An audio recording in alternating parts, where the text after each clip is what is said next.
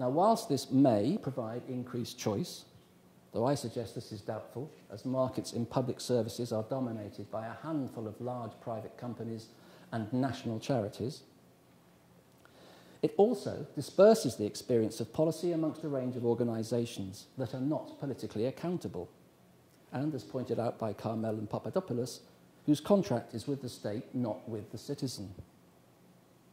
This is where responsibility begins to merge then with the rhetoric of choice. This running together of individual responsibility and choice certainly has a strong common sense appeal. Individual autonomy and self-reliance are seductive because they appeal to an understanding of ourselves as autonomous individuals, something at the heart of the European liberal tradition ever since the Enlightenment. And choice appeals to our sense of desire for individual control. But as social scientists, we always draw attention to the social relationships within which autonomy and choices take place. These relationships are never neutral. They always involve some form of power, be it economic, political, sexual, cultural, and either facilitate or constrain choice. As Graham Thompson, Professor of Political Economy at the Open University, has put it, there is indeed what might be called a coherent, large-scale responsibilisation process underway, led by governments and public authorities. This is sometimes referred to as governance of the self in modern societies. Perhaps the most well-known exponent of this latter view is Professor Nicholas Rose at the LSE. In his Powers of Freedom, Reframing Political Thought, he argued that we are increasingly governed through freedom. Freedom, according to Rose, is not the opposite of government, but one of its chief inventions. In this context, I suggest that we are increasingly being offered a model of social and public policy, ostensibly about freedom, choice, and individual responsibility, yet which is, of course, another form of governance, one in which responsibility is based less and less on collective and solidaristic values and the public good and public accountability, and more on individual responsibility and self-help consumerism. Those who are to be freed of their so-called dependency on welfare are, to use Nicholas Rose's words, forced to be free, and are offered what he calls compulsory choice. Now, if this all sounds like some Machiavellian conspiracy, then that's not at all what I mean. Indeed, quite the opposite. Ever since Michel Foucault's work on governmentality, social scientists have tried to understand how governance works in everyday situations and relationships, and how it operates without central government direction. To go back to Graham Thompson, the distinguishing element of this approach is that it does not require citizens necessarily to comply with rules and regulations, nor to obey an authority. Rather, it involves an uncoerced application of certain values rooted in the motivation for action. It seems to be fundamentally premised on the construction of a moral being, the modern individual, that accepts the consequences of its actions in a self-reflexive manner. In other words, we must learn to hold ourselves responsible for our own welfare and well-being, and to blame ourselves for any failure to be well or do well. Now, trying to understand forms of governance of the self is, to my mind, an important way of understanding social policy from the perspective of social theory, and is partly the approach I followed in some of my earlier work. I believe it can help us understand the way ideas of welfare and well-being act upon and through individuals. I have to admit, though, it is rather different to the traditional approach known as social administration, which for so long dominated the study of social policy. And before I move on, I want to acknowledge the continued importance of that tradition. Professor Julia Twigg, known for her work on social policy in the body, caught the sense of traditional social policy once when she described it as a meat and potatoes kind of subject. It's about who gets what and how. One of the most important things social policy analysts still have to contribute, especially at the moment, is an understanding of how wealth and income are distributed and how public services are organised in society today. In fact, I would say that in the last 50 years, this has never been more important than it is now.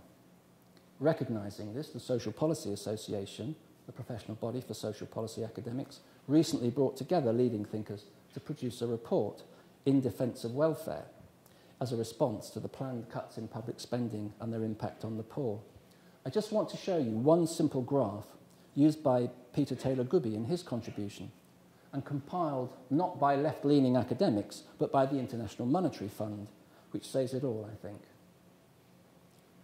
Combining the previous government's March budget, the coalition government's June budget, and the comprehensive spending review, the IMF calculated that state spending in the UK is on a downward curve steeper than any other European country and falls for the first time in history below the level of the United States by 2014 to 15. We start second from the bottom and end up bottom on that graph. If this interpretation is correct, and it's shared by most social policy analysts across the political spectrum, then perhaps you might say those of us concerned with social policy and committed to social justice should indeed be trying to understand how the remaining meat and potatoes are to be divvied out. However, and despite its importance, this is not where I'm trying to take us tonight. Instead, I'm arguing that as well as the distribution of resources, we should also try to understand how the ideas of well-being and welfare and the institutions, structures and mechanisms designed to deliver them can be forms of governance of the self. So to return to my own work, I once described my approach as putting the social back into policy, and my first example concerns how welfare works on individuals through particular social categories, which are both discursive and material.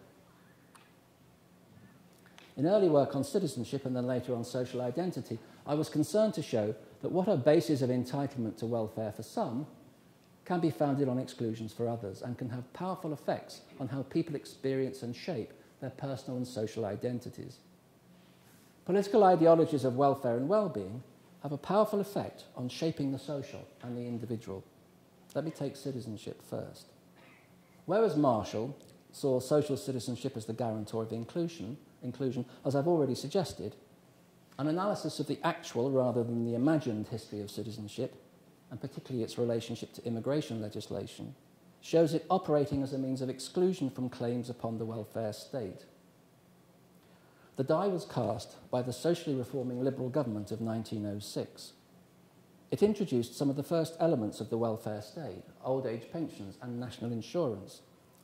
It nevertheless tied eligibility to the very strict residency criteria established in the 1905 Aliens Act. This effectively excluded many immigrants at that time, those without 20 years residency and 20 years as a British subject, who were, as Steve Cohen has pointed out, most notably, though not exclusively, migrant Jews. Pressed by jingoistic nationalist forces from the right and by anti-Semitism in many of the leadership of the trade union movement, and increasingly influenced by eugenicist ideas about race and empire, the Liberal government rode a tide of social reform linked to nationalism and racism, which has, unfortunately, permeated welfare provision from that time on. By the time of the Second World War, this approach was so ingrained that William Beveridge was able to justify his proposed reforms by claiming, in the next 30 years, housewives as mothers have vital work to do in ensuring the continuance of the British race under British ideals in the world. Perhaps one of the most notable conjunctions of sexism and racism in official policy.